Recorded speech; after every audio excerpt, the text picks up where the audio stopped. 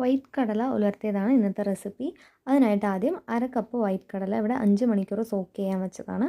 കുക്കറിലേക്ക് ആവശ്യത്തിനുള്ള വെള്ളവും ഉപ്പും മാത്രം ചേർത്ത് കൊടുത്ത് നല്ലോണം വേവിച്ചെടുക്കുക. നല്ലോണം സോഫ്റ്റായിട്ട് വേണം ഇത് കുക്ക് ചെയ്തെടുക്കാൻ. പാനിലേക്ക് 3 ടേബിൾ സ്പൂൺ വെളിച്ചെണ്ണ ഒഴിച്ചു കൊടുക്കുക. ചൂടായ ശേഷം കടുക് പൊട്ടിച്ചെടുക്കുക. അതിലേക്ക് തന്നെ 4 വറ്റൽമുളക്, കുറച്ച് കറിവേപ്പില, 2 മീഡിയം സൈസുള്ള സവാളയും കൂടെ ചേർത്ത് കൊടുത്ത് നല്ലോണം വഴറ്റി കൊടുക്കുക. അതിലേക്ക് 1/2 ടേബിൾ സ്പൂൺ ഉപ്പ്, 1/4 ടേബിൾ സ്പൂൺ മഞ്ഞൾപ്പൊടി, മല്ലിപ്പൊടി, മുളക് പൊടി, 2 ടേബിൾ സ്പൂൺ മീറ്റ് മസാലയും കൂടെ ചേർത്ത് കൊടുത്ത് പച്ചമണം പോകുന്നത് വരെ നല്ലോണം വഴറ്റി കൊടുക്കുക.